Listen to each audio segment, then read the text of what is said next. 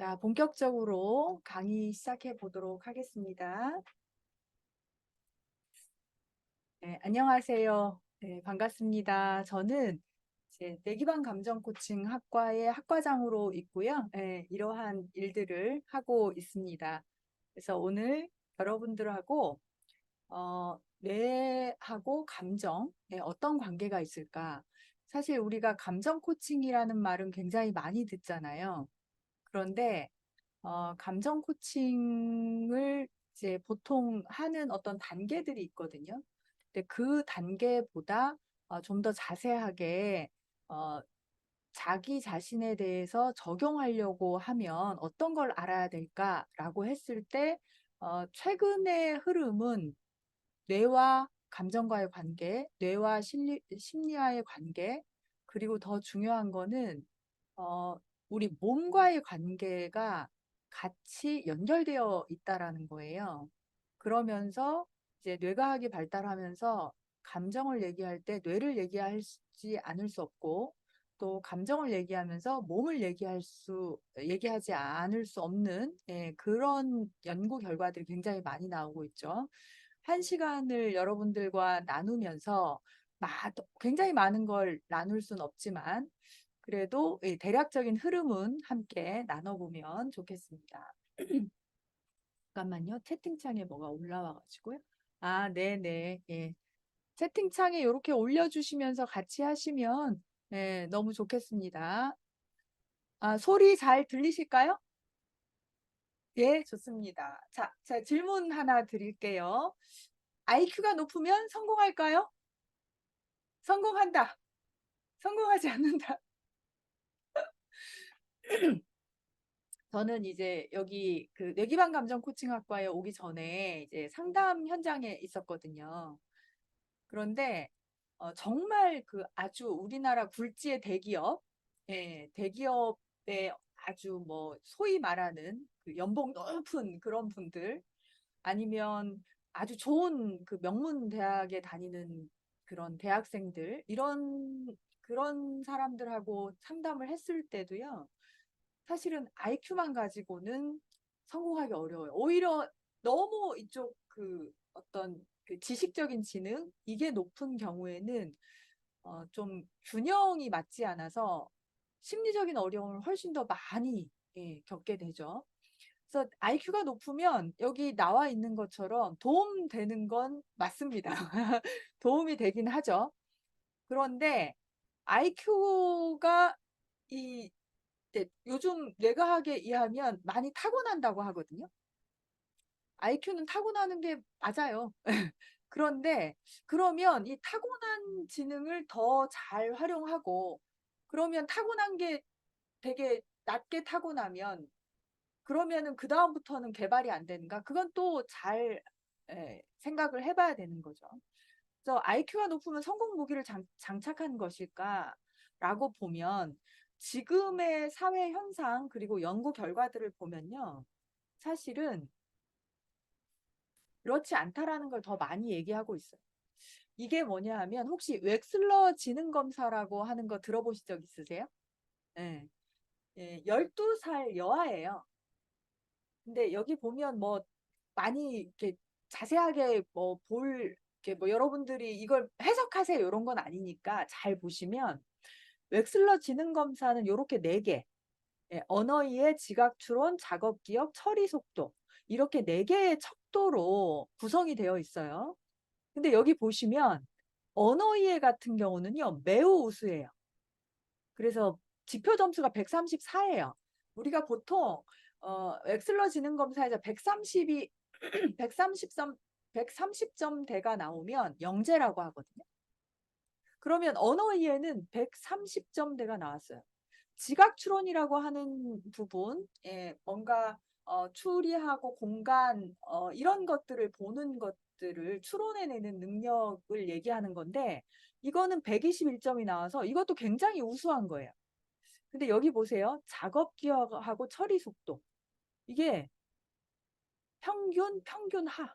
그러면서 전체 IQ는 평균 상위라서 평균에서보다는 좀 괜찮긴 하지만 그래도 이 학생이 갖고 있는 장점을 제대로 활용할 수 없는 상태였어요.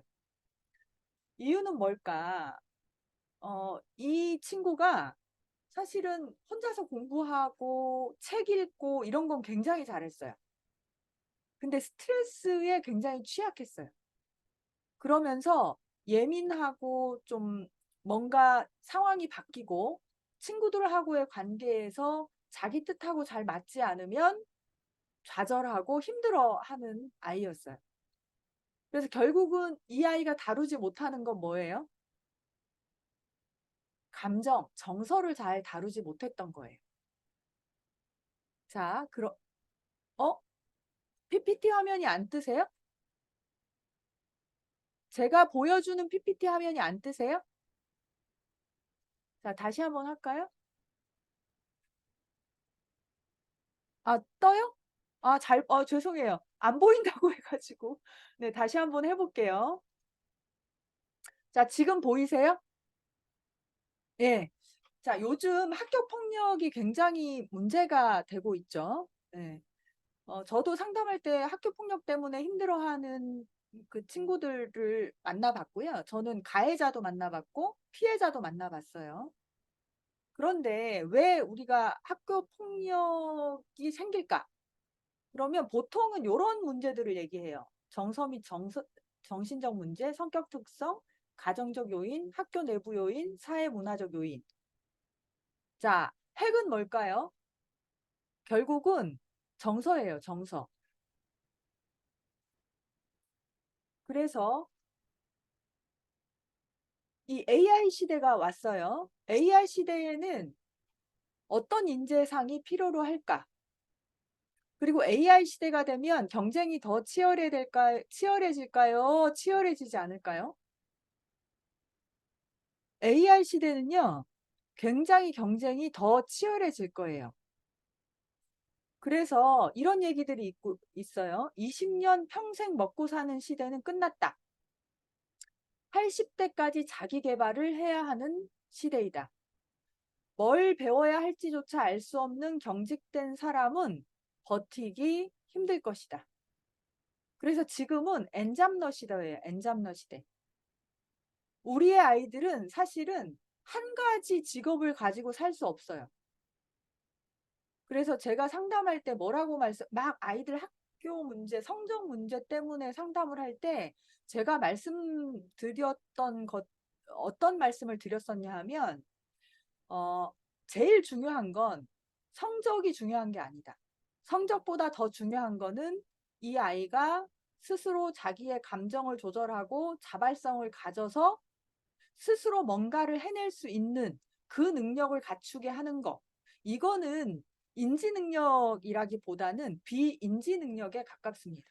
비인지 능력의 영역이라고 볼 수 있어요. 자, 엔잡을 하는 이유를 물어봤어요. 엔잡을 하는 이유를 물어봤더니 물론 돈을 벌기 위해가 가장 많죠. 하지만 잘 보시면 복수응답이겠죠. 네. 제2의 인생을 대비하려고. 자, 여러분에게 질문 드릴게요. 여러분은 제2의 인생을 대비할 필요가 있을까요? 없을까요? 네.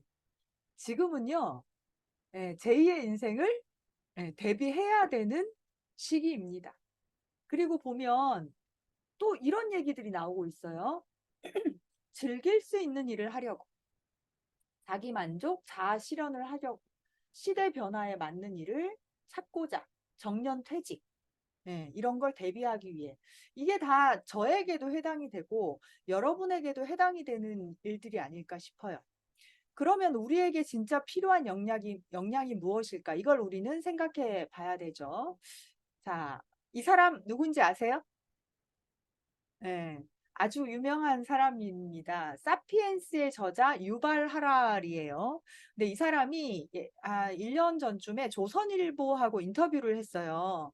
근데 그 내용이 여러분들하고 굉장히 많은 그 공감, 네, 여러분들하고 강의를 하면서 준비하면서 굉장히 여러분들에게 좀 임팩트 있게 전달이 되지 않을까 해서 제가 그 기사를 잠깐 갖고 왔어요. 수학, 과학, 중세, 전쟁사 등 개별 과목을 가르치는 건 의미가 없다. AI 시대에는. 왜? AI가 훨씬 더 잘할 테니까. 자, 지금은 검색만 하면 나와요, 안 나와요? 나와요.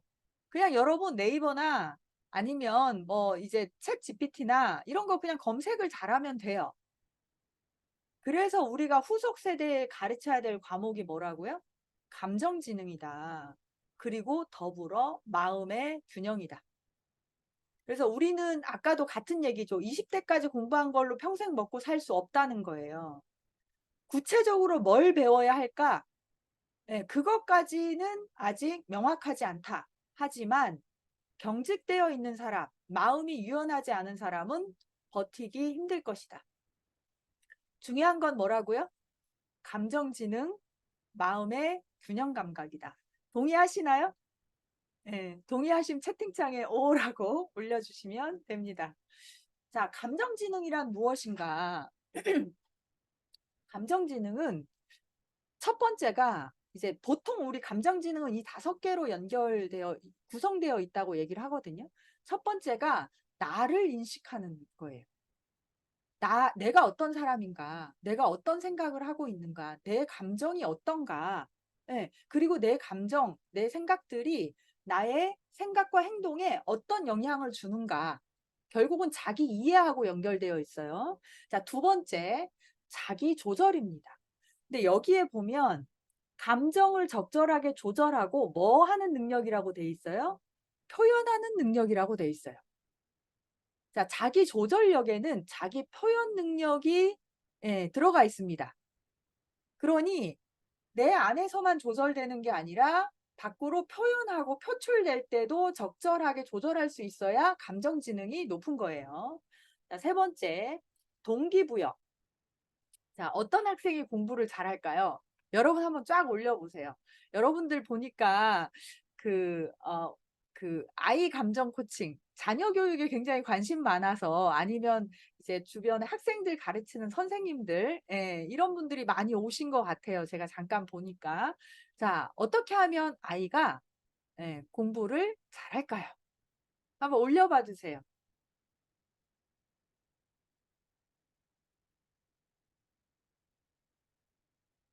아, 융합교육, 칭찬, 목표, 메타인지. 네네, 좋습니다. 아, 예, 예, 맞아요, 맞아요. 네네네.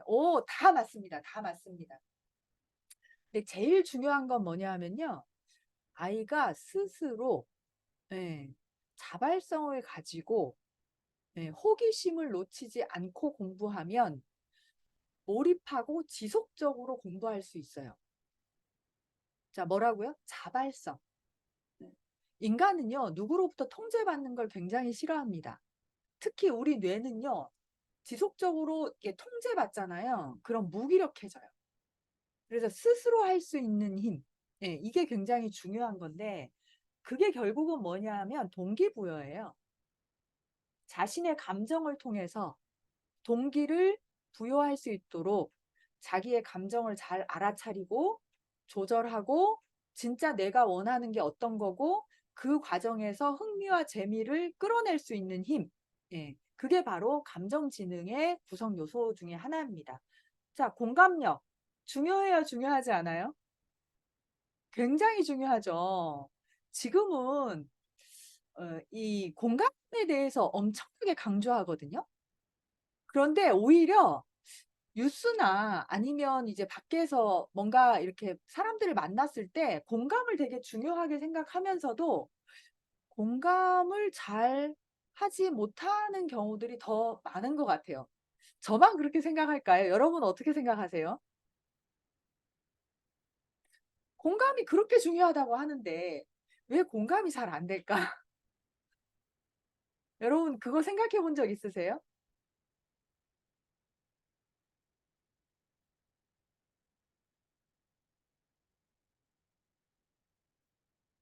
저는 그렇게 생각해요.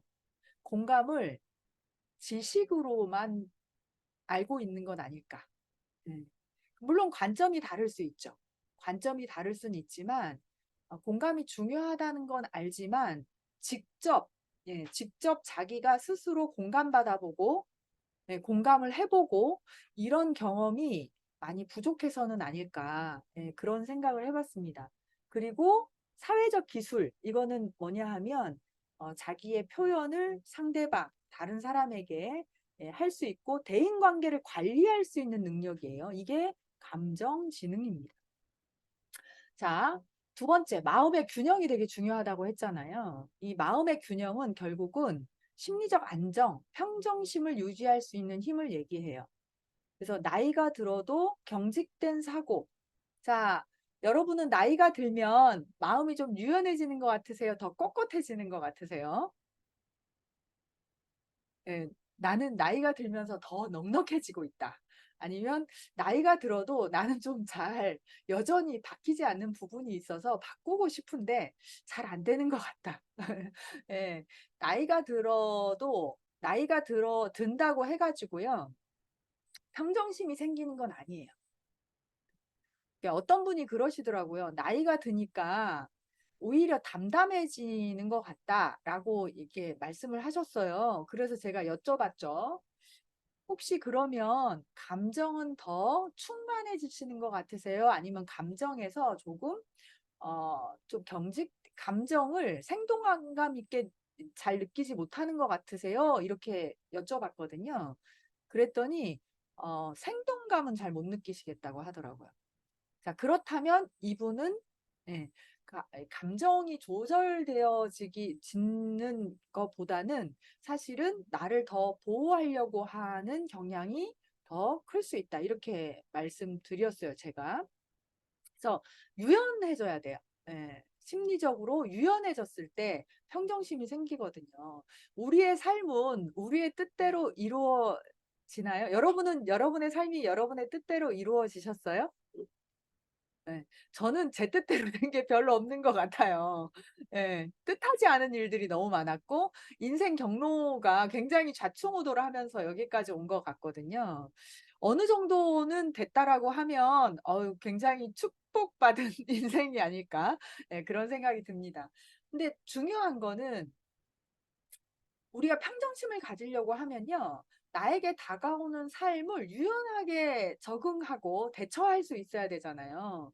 그러려고 하면 감정의 과학자가 되는 게 필요합니다. 자, 미래 예측 보고서예요. 자, 우리는 향후 수명이요. 150세까지 연장될 확률이 거의 지금 구글에서 150세 프로젝트를 진행하고 있어요. 그리고 최근에 나온 보험 중에 최연장, 가장 장기간 보장되는 보험이 몇 살까지일까요? 몇 살까지 보장되는 보험? 네네. 조금만 더 쓰세요. 조금만 더 쓰세요. 조금만, 예, 예, 140세. 예, 이미 보장되는 보험이 나왔다는 건 뭐예요? 수명이 그 정도로 늘어나는 게 거의 기정사실화 됐다라는 뜻이에요. 근데 중요한 게 있죠. 우리가 건강하게 내 입으로 얘기하고 내 손으로 밥해 먹고 뭔가를 하고 걸어 다니고 이렇게 하면서 건강하게 그때까지 살면서 뭔가 내가 뜻한 바를 계속 자기 계발도 하고 뭔가 하면서 가치 있는 삶을 사는 건 괜찮은데 건강하지 않게 오래 사는 거는 사실은 저도 원하지 않고 주변 사람도 원하지 않는 거잖아요. 그래서 몸과 마음을 관리하고 조절하는 거는 너무너무 중요한 영역인 거죠. 자, 그러면 뇌와 감정에 대해서 조금 더 알아볼게요. 자, 이거는 이제 교과서에 있는 뇌 그림이에요. 근데 여기 보시면 이거 여러분 많이 보셨을 거예요. 뭐 뇌의 3층 구조 뭐 이런 거는 많이 들어보셨을 거니까 오늘은 뇌와 감정에 대해서 조금 더 깊이 있게 보도록 하겠습니다. 요 맨 바깥에 이거를 이제 대뇌 피질이라고 하는데요. 이 대뇌 피질도 영역이 나눠 있는데 특히 우리가 감정과 관련해서 상호작용을 하지만 중요한 영역이 요쪽 영역이에요. 자, 여기 뭐라고 돼 있냐면 안화 전두 피질 요렇게 돼 있어요. 이게 뭐냐 하면 눈 앞쪽 어디예요? 여기. 예. 요쪽 피질을 얘기하는 거예요. 근데 여기를 뭐라고 하죠? 우리가 뇌의 CEO라고 해요. 자, CEO는 어떤 역할을 하죠? 예, 전체를 관장하잖아요. 조절하고. 그죠? 그래서 이 아나전두피질이 굉장히 이성에 대해서 중요해요. 조절하고 억제하고 아니면은 뭐 실행하고 이런 거에 아주 중요한 역할을 CEO 역할을 하거든요. 근데 여기 보시면 이 아나전두피질이 어떻게 되어 있냐면 이렇게 말려 들어가서 여기 대상회라고 하는 거 보이세요? 그래서 이렇게 제 마우스가 움직이는 여기가 대상회라고도 하고 대상피질이라고 하는 변연계 영역이에요. 자, 변연계는 어떤 뇌라고도 하냐 하면 감정의 뇌 이렇게도 얘기를 하거든요. 근데 여기 보면 아나전두피질이 이렇게 말려 들어가서 이 대상회하고 바로 연결되어 있어요. 만나고 있어요. 자, 이거는 다른 얘기로 무슨 얘기냐 하면 이성의 뇌와 감정의 뇌는 구조적으로 연결되어 있다는 뜻이에요. 이 정서를 담당하는 편도체가 가장 핵으로 담당하는 편도체가 여기 있거든요. 근데 이 편도체 바로 옆에 뭐가 있냐면 이 해마라고 들어보셨어요? 해마는 특히 단기 기억에 연결되어 있어요. 자, 우리가 감정적으로 조절이 잘 안 되면요. 기억을 하기가 어려워요. 그래서 이 편도가 이 어떤 특히 그 강한 충격을 받은 기억과 연결되어 편도가 활성화가 되면요. 기억도 잘 안 되고요. 여기에 이 대상회하고 연결되면서 여기 아나전두피질로 영향을 주게 돼 있어요.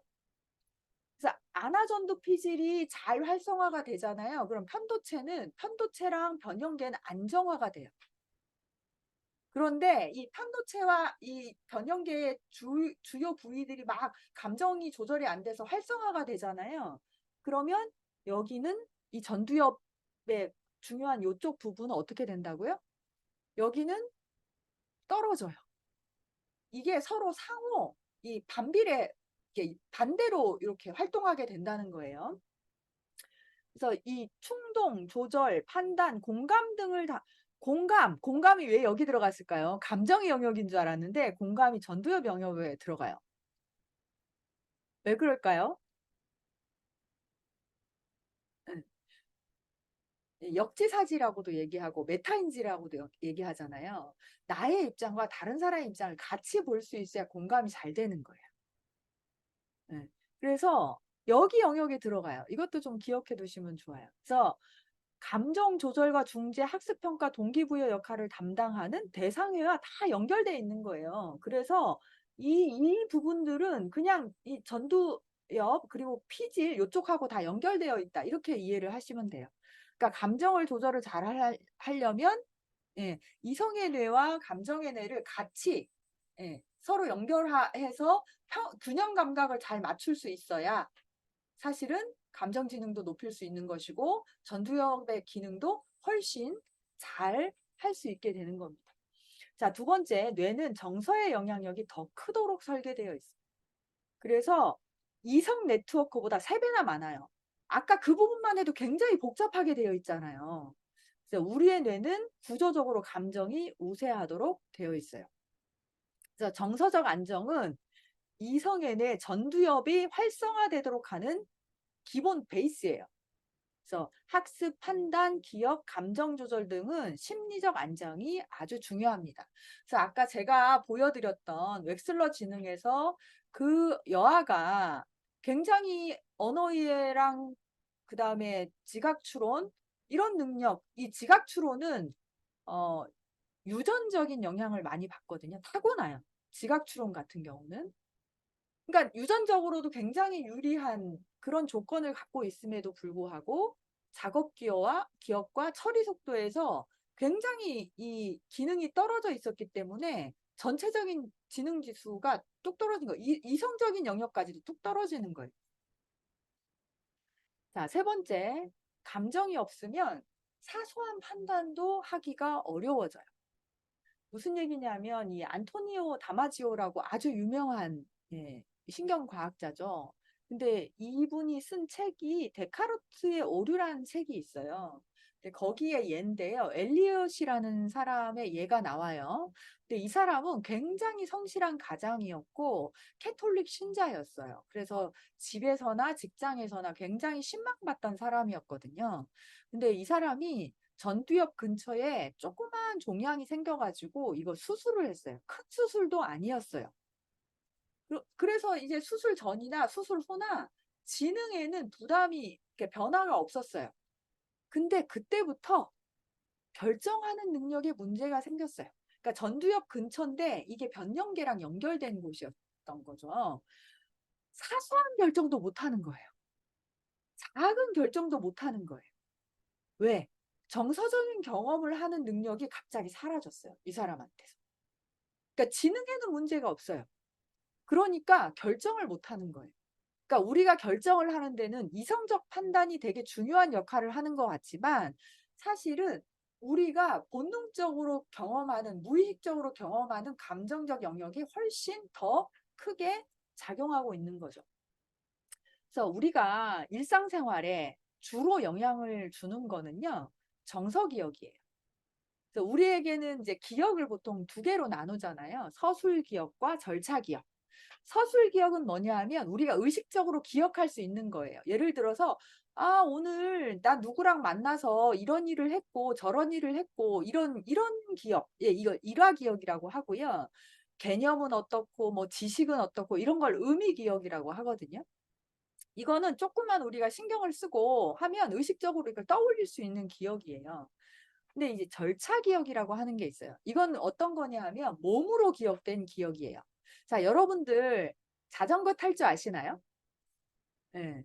자, 자전거 처음 탈 때는 어떻게 해요? 막 비틀비틀거리고 뭐 페달을 이렇게 할까, 운전대를 이렇게 할까, 막 이런 브레이크는 어떻게 잡아야 될까, 막 이렇게 생각하면서 하잖아요. 근데 어느 순간 어떻게 돼요? 손 놓고도 타잖아요. 자, 수영을 배웠어요. 한 3년 정도 수영을 굉장히 열심히 했어요. 근데 한 3년 수영을 안 했어요. 그러다가 수영장에 갔어요. 그럼 여러분 수영할 수 있어요, 없어요? 할 수 있죠. 이런 몸으로 익힌 기억을 우리는 절차 기억이라고 합니다. 그래서 이거는 습관화되어 있고요. 자동 반사적으로 행동하게 돼 있어요. 근데 이게 감정과 굉장히 많이 연결되어 있습니다. 그래서 우리는 부정적이든 긍정적이든 강렬한 사건과 연결된 걸 더 잘 기억하고요. 특히 심리적 충격과 함께 감정을 담당하는 편도체에 저장된 기억은 사실은 잘 해소되지 않아요. 편도체에 저장된 기억은 웬만한 어떤 그 방법으로는, 웬만한 어떤 연습으로는 사실은 잘 해결되지 않아요. 그래서 지속적이고 반복적으로 접근해야 돼요. 특히 편도체에 저장된 기억은요, 시간과 공간을, 네, 맞아요. 트라우마. 네, 시간과 공간을 잘 구분하지 못합니다. 이게 무슨 얘기냐 하면, 자, 여러분이 어떤 큰 교통사고가 났어요.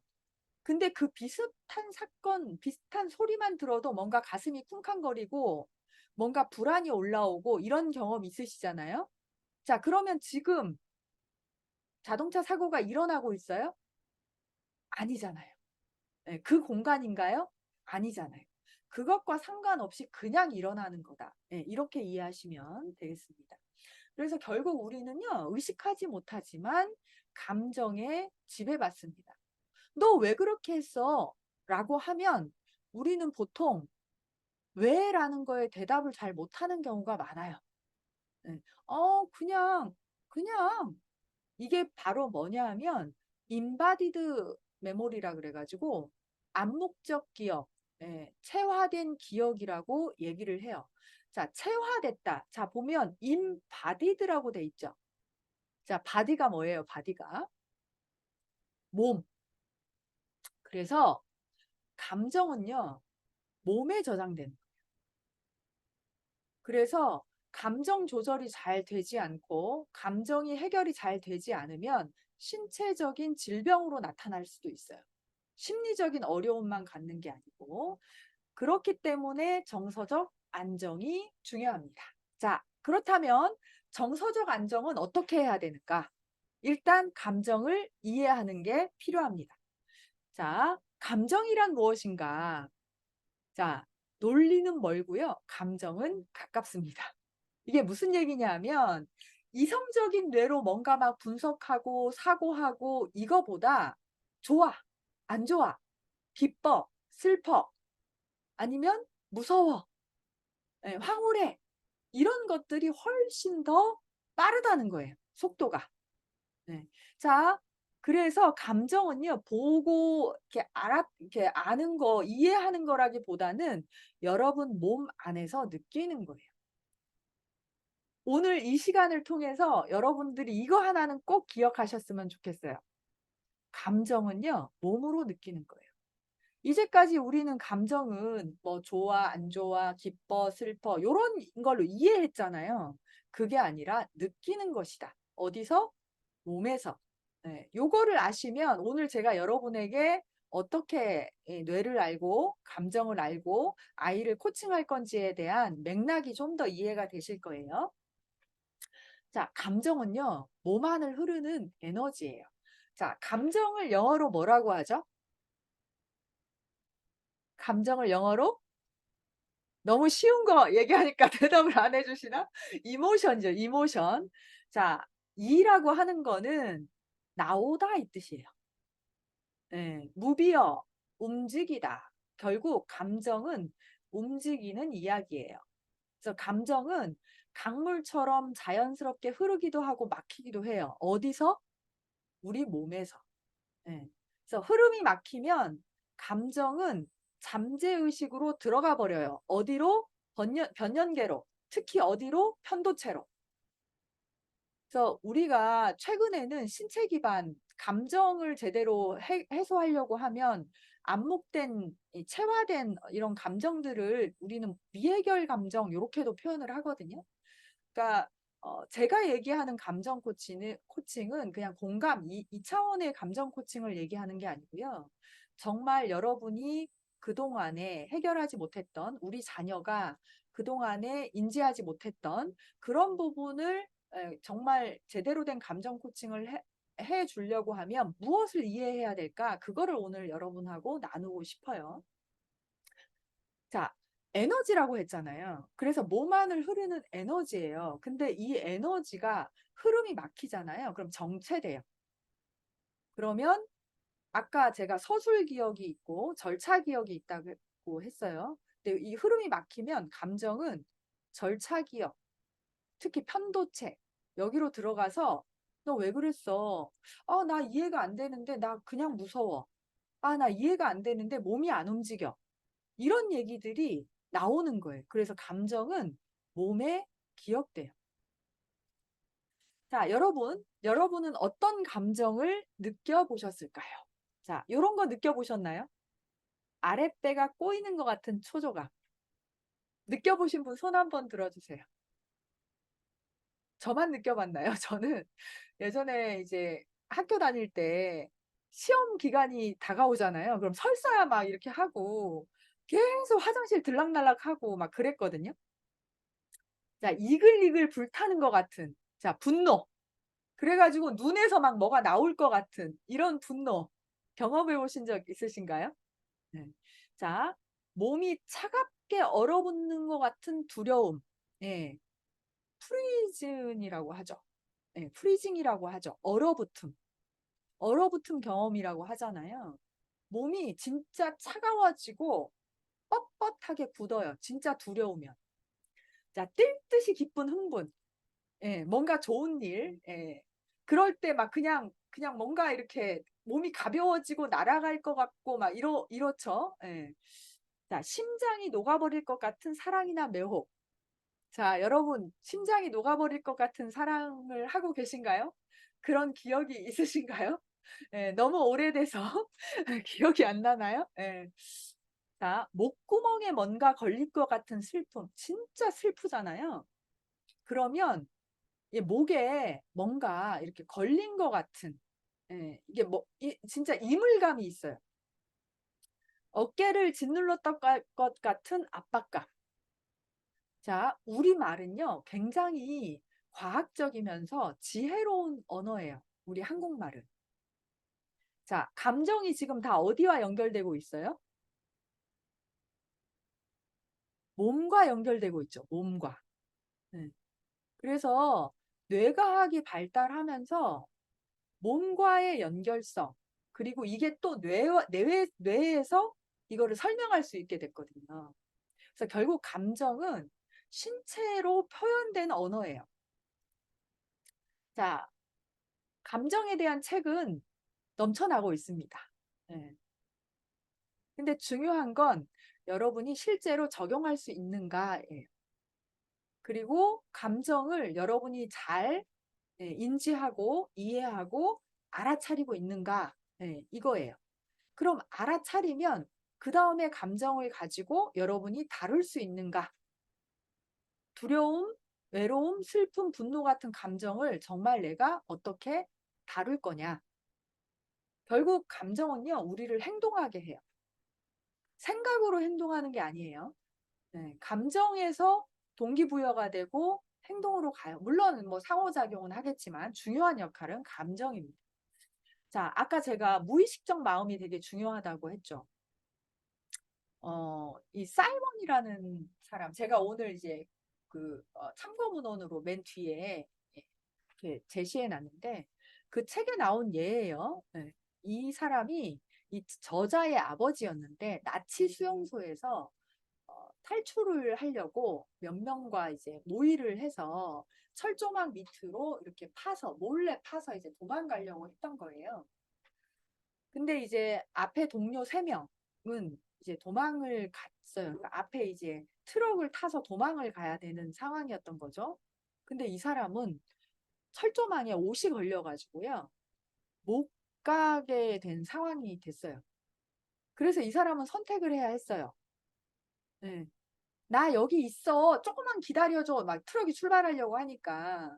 근데 소리를 지르면 그 누군가가 이렇게 총을 쏘고 달려올 거니까 소리를 지를까 말까 순간 고민을 했는데 그냥 그 순간 생각이 텅 비면서 멈춰라는 에너지가 딱 느껴지고 멈춰라는 소리가 들렸다는 거예요. 결국 무의식적 마음이죠. 근데 그 순간 그 대기하고 있던 나치군이 그 트럭을 다 쏴서 나갔던 동료들은 다 죽었고 이 사람은 살았다는 거예요. 여러분 그런 경험 해 보신 적 있지 않으세요? 막 운전을 하고 가고 있는데 커브길에서 갑자기 속도를 멈춰야 될 것 같아. 그런 적 없으세요? 그래서 멈췄더니 진짜 앞에 사고가 나 있어서 사고를 다행히 면하고 고민하는 문제가 아무 관련 없는 행동을 할 때 답이 떠오른 적이 있는가? 이 무의식적 뇌라는 게 있어요.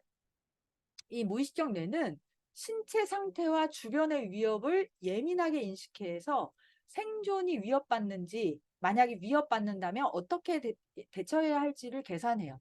이게 바로 직관이에요. 직관. 직관력. 이 직관력은 마음, 몸, 감각의 상호작용, 결국은 균형에서 나와요. 그러면 우리는 다뤄야 될 게 있어요. 뭐냐 하면 핵심 정서, 핵심 정서를 다뤄야 해요. 이 핵심 정서는 신체의 데이터, 그리고 외부에서 오는 정보, 생각, 이걸 바탕으로 감정을 구성해요. 그래서 느낌으로 오는 거예요. 그래서 긍정적인 핵심 정서는 몸이 잘 지내고 있구나라는 걸 바탕으로 하고요. 부정적인 핵심 정서는 몸이 잘 지내지 못한다는 신호로 와요. 그래서 자, 제가 계속 뭘 강조하고 있어요? 감정을 알아차리려면 뭘 알아차려야 된다고 얘기하겠어요? 몸의 느낌을 잘 알아차리셔야 됩니다. 그래서 이 핵심 정서는 약간 우리에게 그 나침반 같은 역할을 하죠. 그래서 체온처럼 항상 존재하지만 주의를 기울여 집중할 때만 알 수 있어요. 그래서 뭐가 중요하다고요? 알아차림이 중요합니다. 자, 그렇다면 이제까지 제가 뇌와 정서에 대한 얘기를 했고 감정에 대한 얘기를 대략적으로 말씀을 드렸어요. 자, 어떻게 할 거냐?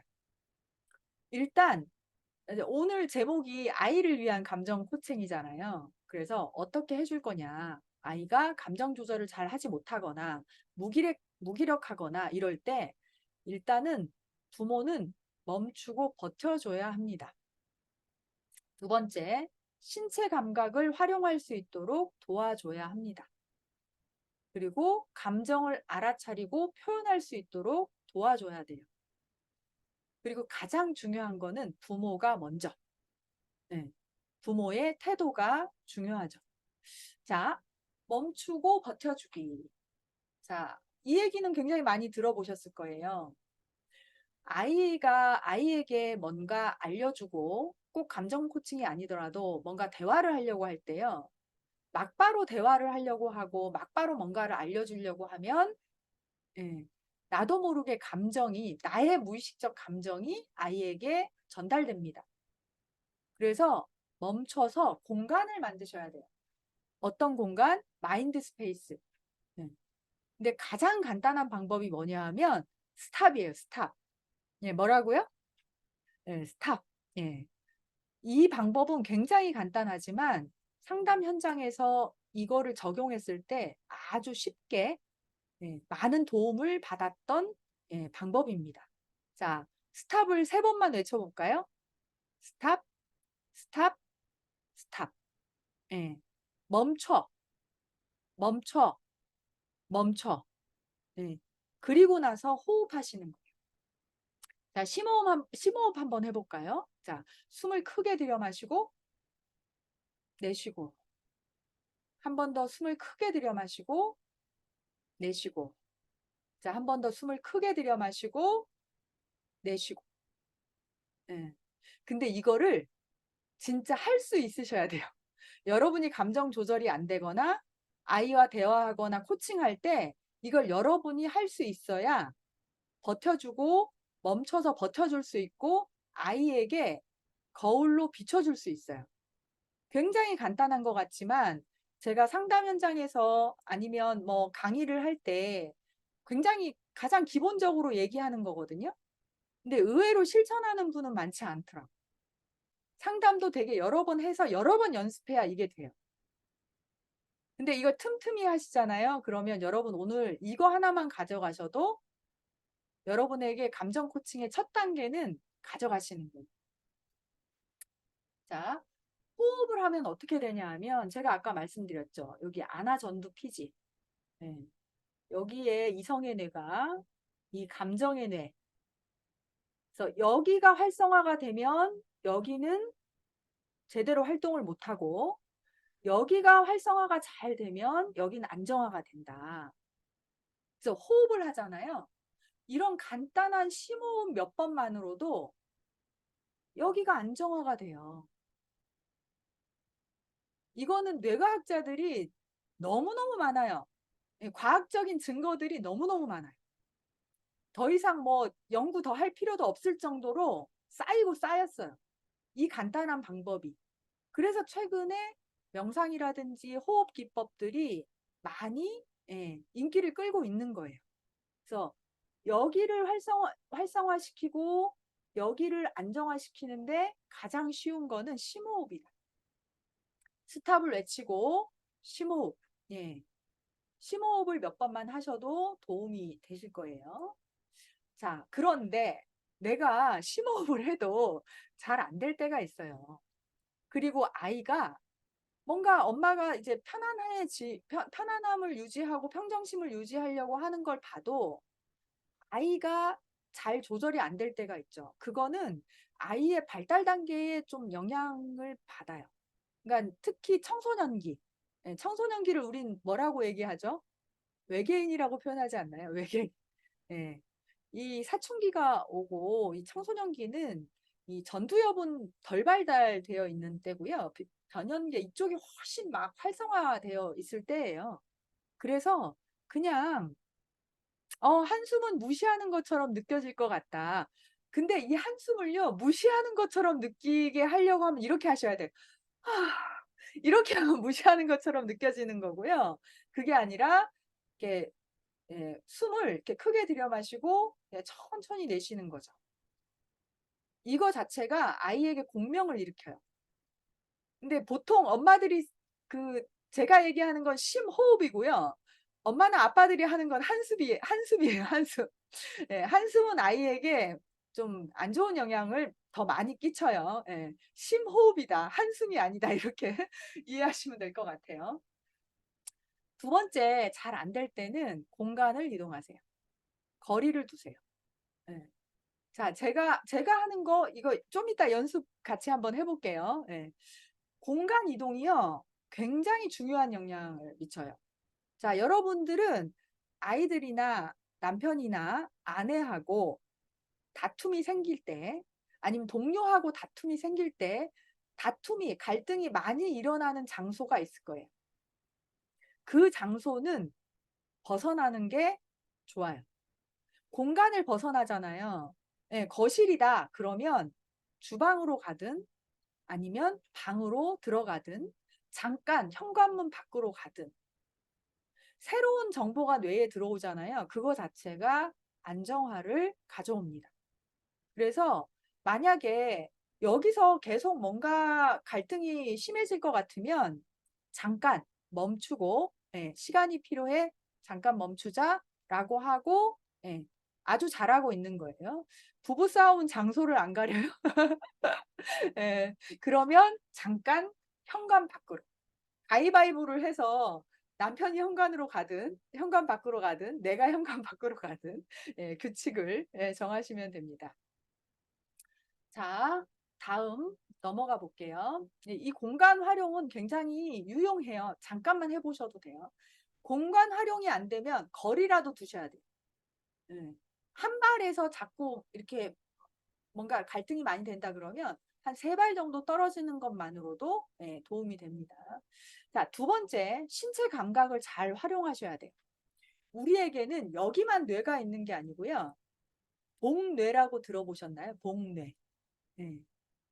우리의 이 제2의 뇌가 어디에 있냐면 태양신경총이라고 이 명치, 위장, 예, 요쪽에 다 몰려 있어요.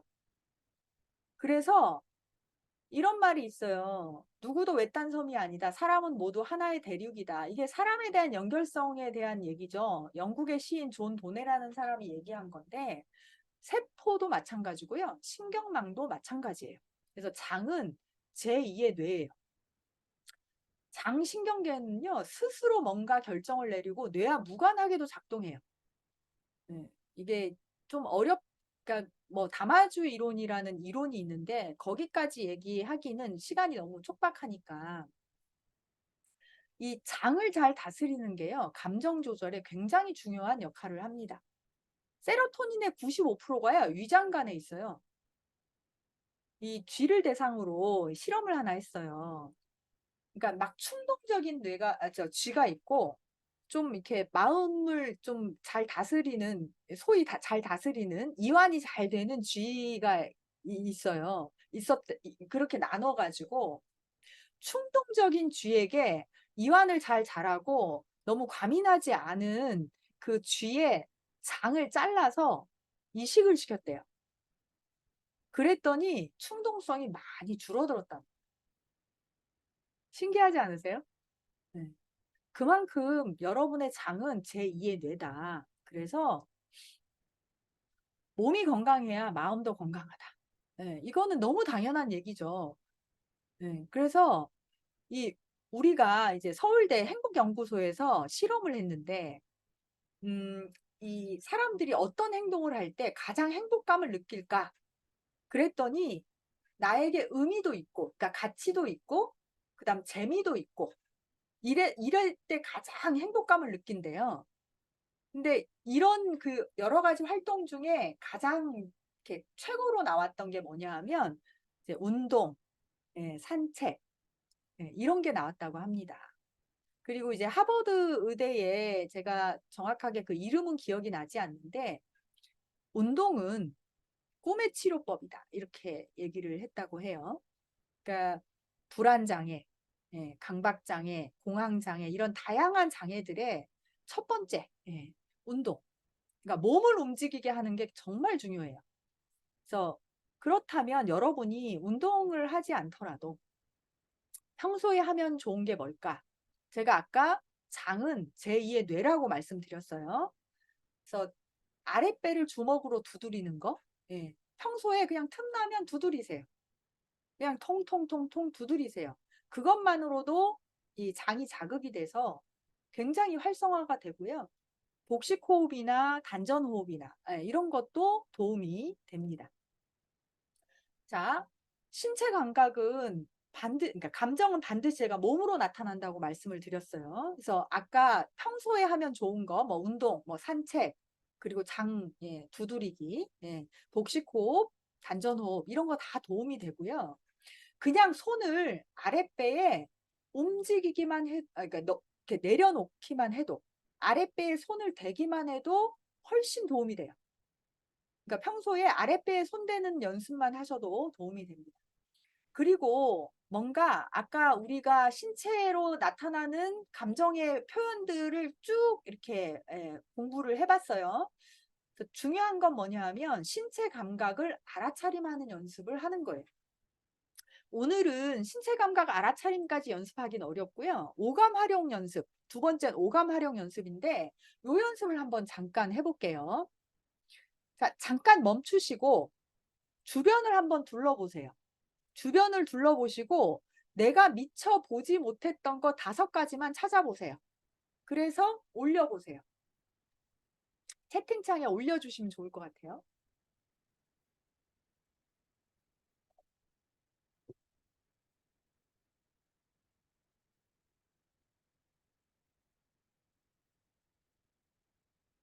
야, 내가 미처 이거 몰랐네. 내가 있는 공간인데 미처 몰랐네. 네, 좋습니다. 쭉 올려봐 주세요.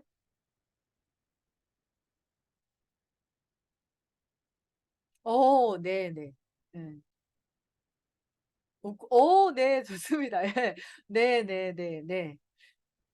자, 좋습니다. 자, 이번에는 잠깐 멈추시고 소리를 들어보시는 거예요.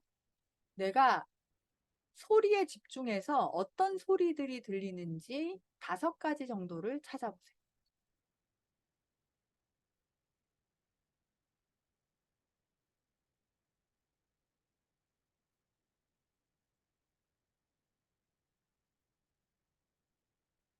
네, 예, 좋습니다.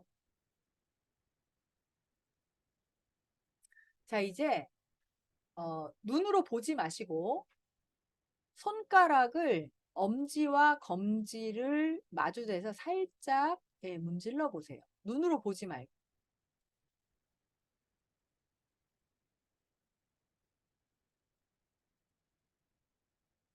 자, 3번째 손가락을 잠깐 문질러 보세요. 눈으로 보지 마시고.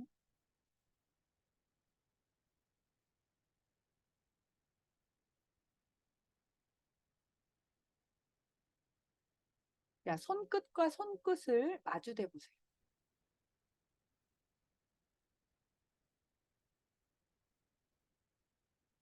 자, 살짝 살짝 비벼 보세요. 자, 이제 손바닥 전체를 마주대 보세요.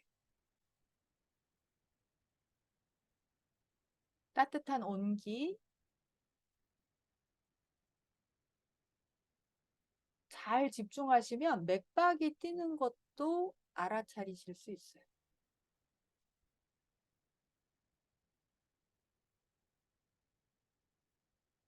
네, 좋습니다.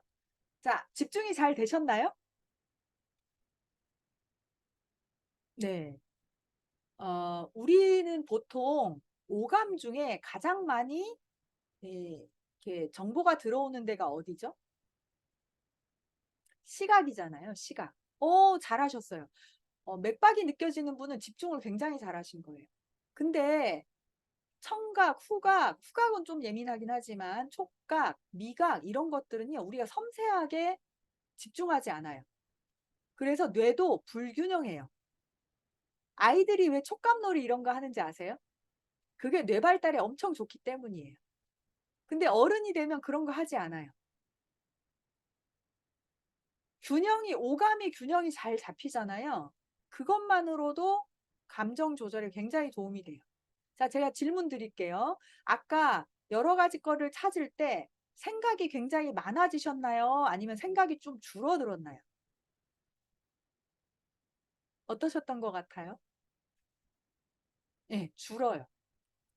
생각이 줄고 편안해지는 게 기본 베이스예요. 감정 코칭에. 그래서 이런 오감 활용 연습을 뭔가 불안하거나 아니면 조절이 잘 안 되거나 산만해지거나 할 때 가끔씩 해보세요. 아주 간단하잖아요. 1, 2분밖에 안 했거든요, 우리. 예. 요거 한번 해보시고. 아, 시간이 왜 이렇게 빨리 갈까요? 제가 자료를 너무 많이 준비했나 봐요.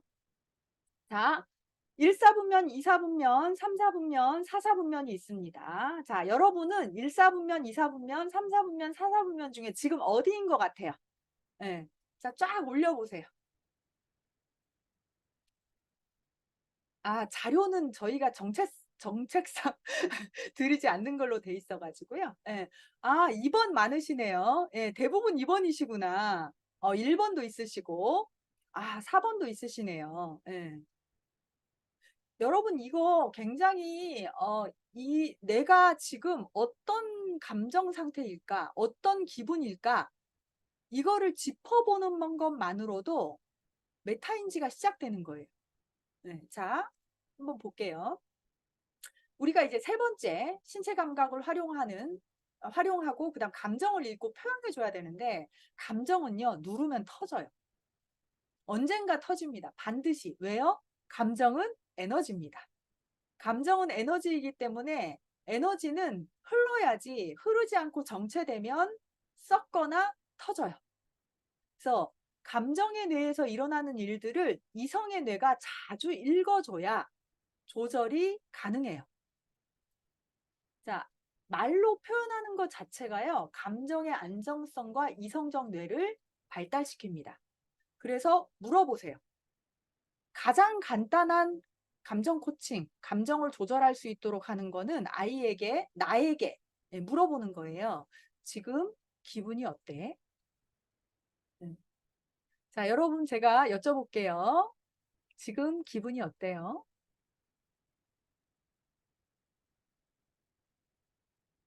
한번 올려봐 주세요.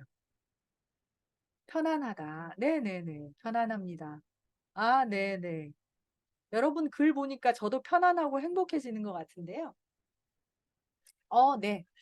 재미있다고 하니까 저도 기분도 좋아지고요. 예. 그럼에도 불구하고 우리가 기분이 어때요라고 이렇게 예를 들잖아요.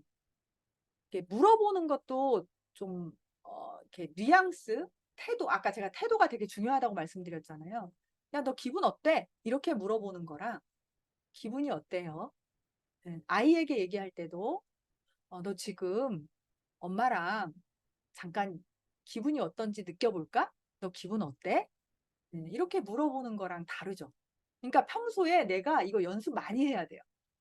이거 물어보세요 했는데 그냥 기분이 어떤데? 이렇게 물어보면 곤란하다는 거예요. 그럼에도 불구하고 우리는 감정을요, 잘 알지 못해요.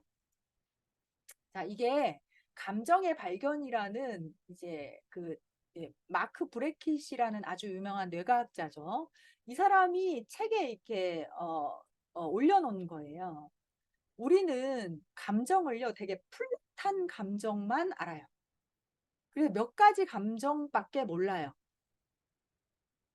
그래서 내가 감정의 결을 읽을 수 있어야 돼요. 감정의 결을 읽으려고 하면요, 이거를 외우는 게 아니고 보고 짚어보면 돼요. 그래서 어, 스스로 한번 연습해 보세요. 이거는 인터넷 들어가시면요, 바로 나와요. 그래서 무드 미터 이렇게 하면 바로 나오거든요. 그래서 아까는 이제 간편하게 보여드린 거고, 그래서 이 쾌적함, 각성, 이게 높은가, 활력이 높은가, 그리고 활력이 낮은가, 쾌적함, 이게 높은가, 낮은가, 요걸 보고요. 한번 너 여기서 한번 찾아볼래? 너 말하기 싫으면 요거 한번 찾아볼래? 이렇게 하는 거죠. 여러분도 한번 찾아보세요. 여러분이 아까 뭐라고 했냐면 편안하라고 했잖아요. 근데 과연 이 편안함의 정도가 어느 정도인가죠? 네. 편안함의 정도가 어느 정도일까? 내가 행복한데 과연 그 행복함은 어떻게 표현할 수 있을까? 그리고 나서 도와주시는 거예요. 어떻게? 빨간색이 나왔어요. 언짢고 불편하고 거슬리고 염려하고 골치 아프고 이거 붙여놓으셔도 돼요. 네, 한번 저기 가서 네 어떤 감정인지 한번 짚어봐. 네, 아이가 고등학생 정도 했다 그러면 네가 한번 저기 가서 네가 어떤 감정인지 한번 가서 보고 네, 한번 보고 네 방으로 들어가면 좋겠네.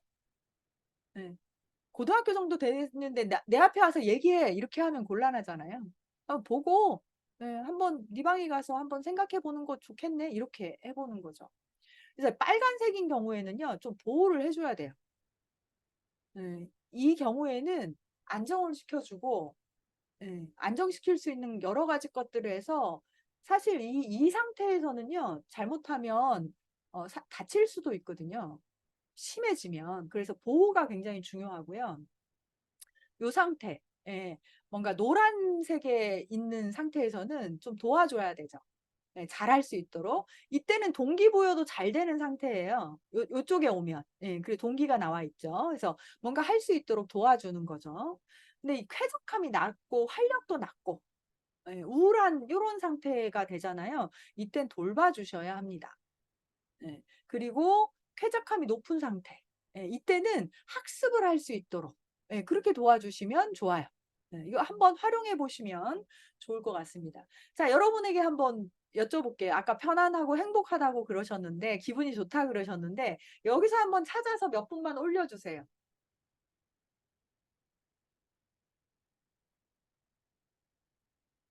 그 세 분만 올라오는 거 보고 다음 놈은, 만족스러운. 네, 좋습니다. 충만한, 확실히 다르죠? 아까랑 느낌이 좀 다르잖아요. 올라오는 단어들도. 자, 아까 제가 계속 마지막으로 태도가 중요합니다. 태도. 똑같은 말을 하더라도 어떤 뉘앙스와 어떤 어조로 표현을 하느냐. 내가 어떤 마음가짐으로 내 아이와 내 주변 사람들을 대하느냐가 굉장히 중요하죠. 그래서 부모가 감정을 조절할 줄 알아야 아이도 감정을 조절할 수 있습니다. 자, 그러려면 어떻게 해야 되느냐? 여러분 감정을 궁금해 하세요. 과연 나는 어떤 감정인지 궁금해 하세요. 궁금함이 자발성을 만들어요. 그리고 나서 연습하세요. 네. 우리 뇌는 인지적 구두쇠라는 얘기 들어보셨어요? 이게 무슨 얘기냐 하면 에너지를 많이 쓰고 싶어 하지 않아요. 그래서 새로운 일을 할 때 뇌가 더 많이 발달하게 돼 있어요. 근데 피곤해 하거든요. 하지만 좀 피곤하고 힘든 거를 해야 뇌가 발달을 해요. 그 전에 거는 그냥 그 자동 패턴이 돼 가지고요. 그냥 막 돌아가요. 패턴화돼서. 그래서 연습하고 연습해서 여러분의 감정 조절 능력은 패턴화 시키시고 호기심을 가져서 여러분이 원하는 가치를 향해서 한 발 한 발 나아가시면 되죠. 자, 이제는 약간 구체적으로 한번 들어가 볼게요. 산만한 뇌. 세상을 깜짝 놀라게 하는 사건들이 굉장히 많이 늘어나죠. 하지만 그걸 소화시킬 시간적 여유, 마음의 여유는 점점 줄어들고 있어요. 결국 우리는 말초신경을 자극하는 일에만 지금 몰두하고 있어요. 자, 문제는 속도예요, 속도. 삶의 리듬부터 바꿔야 합니다, 우리가. 왜 그러냐? 우리 뇌는 멀티태스킹을 할 수 없어요. 멀티태스킹이 안 됩니다. 그래서 우리 뇌가요, 두 가지 정도까지는 어느 정도 가능하다 그래요. 자, 주의를 다른 곳으로 옮길 때마다 전두엽은 목표를 바꿔야 돼요. 그리고 새로운 회로를 활성화시켜야 합니다. 그렇기 때문에 훨씬 비효율적이에요. 물론 절차 기억으로 저장된 거는 특히 어머니들 막 애 이렇게 하면서 그다음에 설거지하고 전화 통화하고 막 이럴 순 있죠. 그런데 효율은 떨어져요. 그러니 실수가 늘어요. 뇌는 한 번에 몇 가지? 한 가지 일만 할 수 있어요. 근데 예외가 있긴 해요. 맞아요. 노래 들으면서 공부하는 건 좋다고 했죠. 이건 왜 그러냐 하면 서로 회로가 달라서 동시에 일어나도 충돌이 일어나지 않기 때문에 그렇습니다. 그런데 노래도요. 예, 이렇게 좀 적당한 노래가 있어요. 예. 여기에 막 그 가사가 많이 들어가잖아요. 그럼 또 전두엽이 그걸 해석해요. 그니까 이 노래, 음악 이런 건 활용하는 게 좋긴 한데 잘 활용하셔야 합니다. 예. 그래서 이게 보면 이게 어머니들의 일상일 것 같아요. 합창대에 나가는 딸의 옷을 챙겨주면서 다른 아이의 숙제를 도와주고 또 다른 아이의 밥을 먹여야 했어요. 그 와중에 전화도 받고. 근데 난 화를 내진 않았어요. 아이에게 똑바로 식사를 하라고 잔소리를 했어요. 엄마의 입장이에요. 예. 그러면서 다른 아이의 옷을 입히고, 근데 딸아이가 하는 말이 "엄마, 치즈에 비닐이 그대로 덮여 있어." 예, 여러분 이런 경험 없으세요? 네. 그래서 사실 이런 게 어쩔 수 없이 해야 되는 일들이 있지만 이왕이면 이걸 쪼끔은 줄이고 좀 정돈할 필요가 있다는 거예요. 그런 모습을 보여줄 때 사실은 아이가 일을 처리하는 방식을 또 배우기도 해요. 자, 중요한 거는 마음 챙김. 음. 아까 제가 알아차림이 되게 중요하다고 말씀드렸잖아요. 이 산만한 뇌를 바꾸는데 마음 챙김이, 알아차림이 굉장히 중요한데, 알아차림을 잘 하려고 하면요, 부드러운 경계심과 이완된 집중이 필요합니다. 부드러운 경계심이라고 하는 건 뭐냐 하면, 우리는 뭔가를 할 때 점점 뭔가 이렇게 경직되고, 예, 긴장하고, 그러면서 집중하지요. 집중을 할 때 그걸 저는 뭐라고 표현하냐 하면, 적극적 집중이라고 합니다. 적극적 집중은 뭐냐 하면, 모든 게 사라지고 그거 하나밖에 없지만, 다른 거에 반응할 수 없는 상태를 얘기해요. 이완된 집중은 집중을 하고 있으나 유연하게 열려 있어서 상황이 변하면 유연한 대처가 가능한 상태예요. 경계 상태에는요, 경계 상태에서는 주의를 쏟는 대상이 정지 상태가 돼요. 그러면서 다른 유연한 대처를 할 수 없어요. 그래서 어떻게 하셔야 되냐? 속도를 늦추고 부드러운 경계, 이완된 집중 상태를 만들어야 되는데, 어떻게 하시면 되냐 하면, 여러분, 나비를 잡을 때 어떻게 잡아요? 살리려고 나비를 잡는다면, 요렇게 잡으면 될까요? 안 될까요? 안 되죠. 요렇게 잡으시는 거예요. 틈을 만들고 나비가 도망가지 않을 정도만. 예. 감정을 알아차릴 때도 요렇게 알아차리는 거예요. '아, 화가 났구나.' 이렇게 알아차리는 게 아니라 '화가 내 몸 어디서 느껴지지? 예. 이 기분은 어떤 기분이지?' 물을 때도 부드럽게. 예. 이왕이면 따뜻하게. 이 연습이 굉장히 중요해요. 그래서 여러분의 감정, 아까 무드 미터를 잘 활용하시고 감정에 이름을 붙이고 나비를 품듯이 그 감정을 느껴보세요. 마찬가지로 아이의 감정을 코칭할 때는 아이 전체를 나비를 품듯이 나의 에너지를 아이에게, 내 마음을 아이에게 나비를 품듯이 주고 거기서 기분이 어때라고 물어보시는 거예요. 근데 아이가 막 화가 나 있는 상태, 남편이 막, 아내가 막 화가 나 있는 상태는 그게 어렵잖아요. 그래서 여러분 자신한테 먼저 연습하라고 말씀드리는 거예요. 자, 두 번째, 불안한 뇌. 맞아요. 예, 이 말만 기억해 두셔도 돼요. 나비를 품듯이 연습하자. 예, 나비를 품듯이라는 거 이미지로 잘 상상해 보시면 이게 여러분 실제에서 쓸 수 있어요. 자, 불안한 뇌. 우리 뇌는요, 이 현대인의 가장 큰 특징이에요. 불안하고 산만해요. TV를 켜는 순간 뇌는 불안에 빠져요. 그래서 뇌는 두려움, 편견 이런 다른 감정들이 자리 잡으면서 특히 폭력성의 묘사. 여러분 뇌과학자 중에 박문호 교수님 아시죠? 네, 박문호 박사님. 박문호 박사님이 최근에 짧은 유튜브를 올린 게 있는데 뭐였냐 하면 너무너무 걱정스럽다는 거예요. 요즘 뉴스를 보면. 잔인하고 폭력적인 그 뉴스들이 너무 나오니까. 근데 우리 뇌는요, 그게 그대로 접수되거든요. 그러면서 실제 내가 그 장면에서 실제를 경험하듯이 감정을 느껴요. 그러면서 뇌에 충격을 받아요. 각인이 돼요.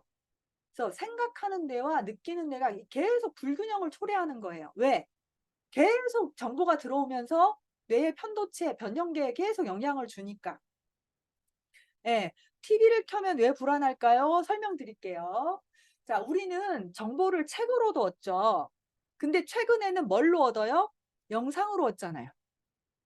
자, 종이에 기록된 언어들 읽어서 이해한 다음에 상상력을 동원해서 내적인 어떤 이미지로 전환해요. 시간이 걸려요. 그래서 이걸 처리하면서 상대적으로 충격과 혼란을 약하게 느껴요. 그래서 우리에게 생각할 수 있는 힘, 조절할 수 있는 힘을 만들어요. 그래서 독서가 굉장히 중요한 거예요. 근데 영상은요, 조절 장치가 없어요. 뇌에 시각 정보, 시각령에 바로 들어와요. 그래서 언어만큼 철저하게 자기 생각을 알아차릴 수 있는 경로가 없어요.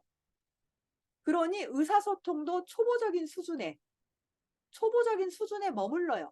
그러면서 바로, 그러니까 경로가 이게 요렇게 가는 것과 요렇게 가는 거는 분명히 차이가 있어요.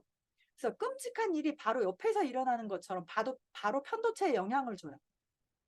그러니 저는 정말 아까 쇼츠 얘기도 어느 뉴스 해 주셨는데요.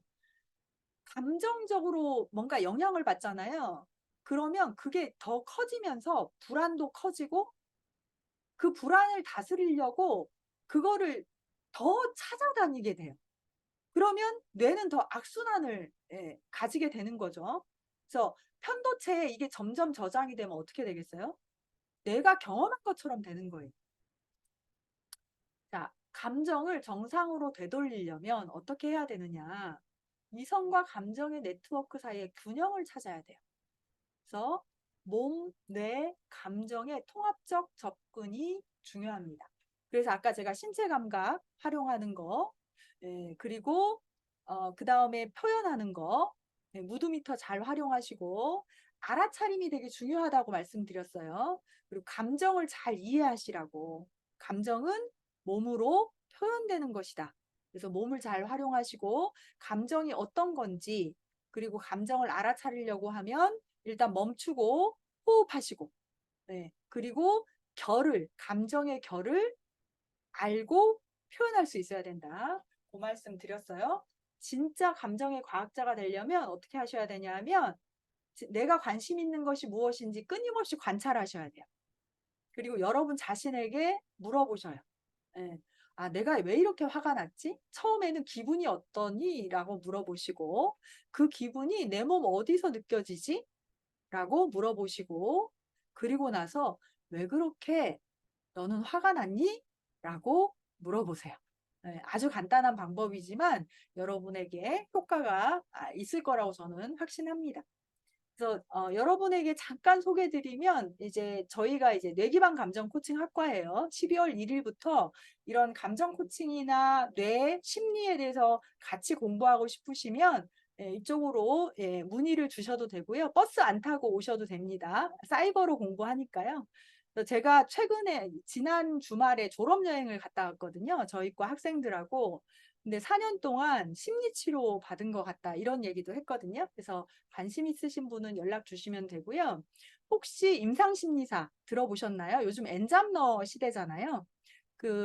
뭔가 새로운 국가 자격증 이런 거를 공부하고 싶다 그러면 실습 과정이 있어야 응시 자격이 있거든요. 같이 공부하시고 싶으신 분은 연락 주셔도 됩니다. 그래서 마지막으로 여러분에게 깨알 실천 이걸 전하고 마무리하면 될 것 같습니다.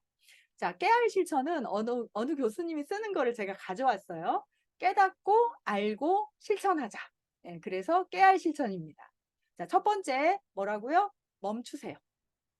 스탑을 외치시고 마음속으로든 입 밖으로든 호흡하십시오. 그리고 두 번째 호흡하시고 세 번째 미소 지으세요. 자, 우리는 생각이 행동을 일으키는 것 같지만 감정이 훨씬 더 행동으로 이끄는 힘이 강하다는 거. 그리고 이 몸을 활용했을 때 훨씬 감정 조절을 잘 할 수 있다고 말씀드렸어요. 그래서 신체 감각을 잘 알아차리시고, 그리고 진짜 중요한 거는 아인슈타인이 이런 말을 했어요. 예. 같은 것을 반복하면서 다른 결과를 얻고자 하는 것은 미친 짓이다. 예. 그래서 제일 중요한 거는 연습하시는 거예요. 그래서 처음 시작은 선택하시고, 어떻게 스탑을 선택하시고 한 번 더 행동하시면 좋겠습니다. 자, 오늘 여기까지고요. 혹시 궁금하신 거 있으실까요? 아, 강좌 소개한 거. 죄송해요. 네. 자, 다시 한번 말씀드릴게요. 자, 궁금한 거 채팅창에 올려주셔도 됩니다.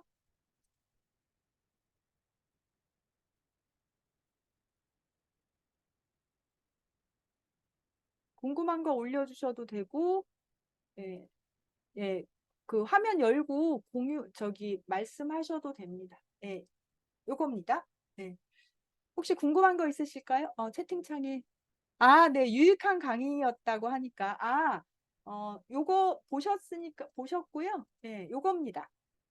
제가 참고한 거는 감정의 뇌과학하고요. 새로운 뇌라는 교재를 주로 여기서 이제 몇 가지 가져왔고요. 제가 감정 코칭 하는 거 추천 개선 가능하죠. 무드미터 활용법 여기 그 책에 자세히 나와 있어요. 감정의 뇌과학이라는 책, 그리고 감정의 발견이라는 책. 또 궁금하신 거 있을까요? 여러분과 내면 소통 책 좋지요. 저도 김주환 교수님 굉장히 존경하고요. 네, ADHD 강의도 제가 다른 곳에서 했었는데, 만약에 여러분들 요청이 많이 들어오시면 그런 강의도 한번, 오감 활용 연습, 가장 간단한 건 그거예요. 진짜 화가 났을 때 잠깐 밖을 보면서 내가 보지 않았던 거 한 5개 정도를 찾는 거예요. 그리고 소리에 집중해서 어떤 소리가 들리지 한 5개 정도 찾는 거예요. 찾는 거예요. 그렇게 하면. 오늘 강의 요거 감정의 내각 새로운 내 리처드 레스탁이 지은 거고요. 감정의 발견이란 책. 이런 책들이 여러분에게 유용합니다. 네네, 글로벌 사이버대로 문의하면 됩니다. 산만한 뇌는요, 한 가지에 집중하는 알아차림 시간을 점점 늘려 가셔야 돼요.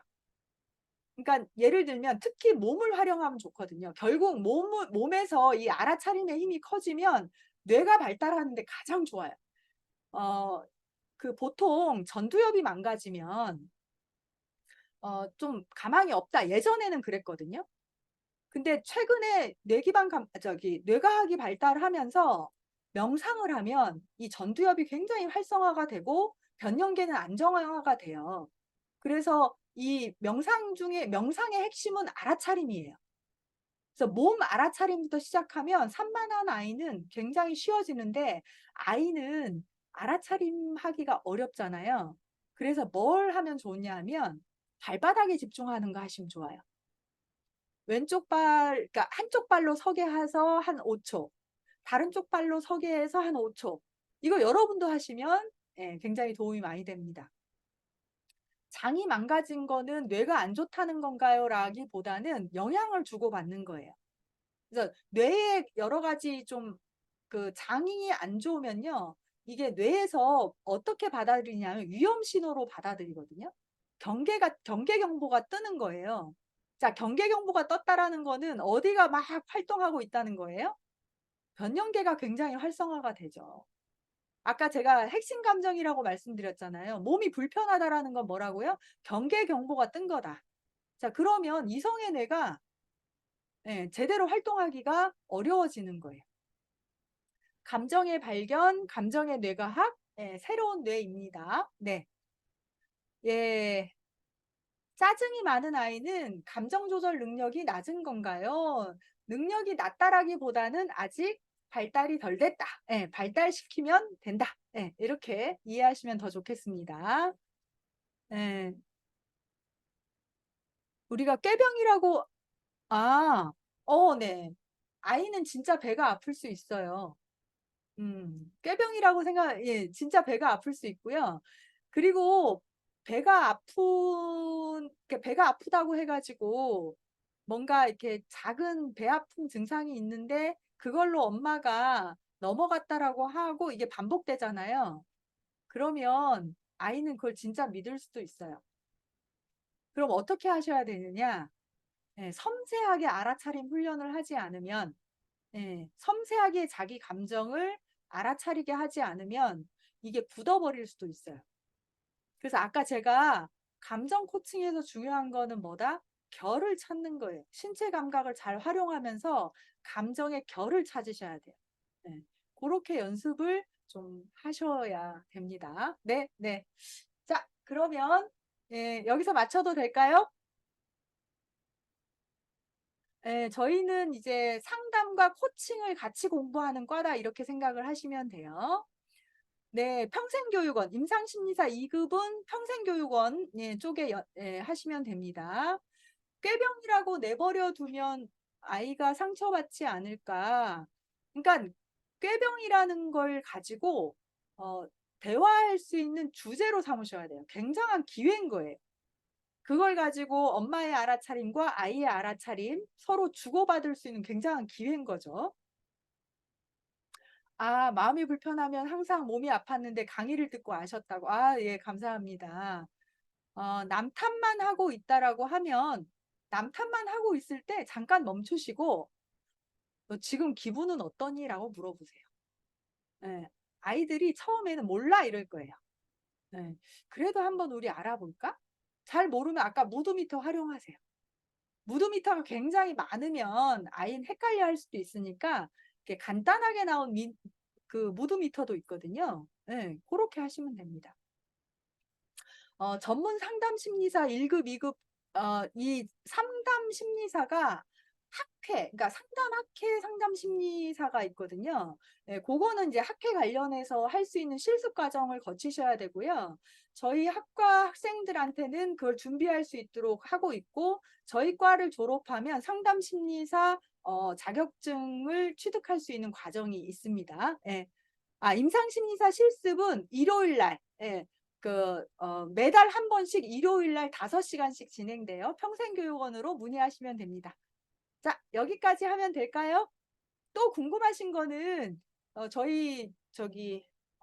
네, 제가 여기 지금 제 메일 하나, 평생교육원으로 문의해 주세요. 예, 그러면 될 것 같습니다. 자, 오늘 애쓰셨습니다. 늦은 시간까지 감사합니다.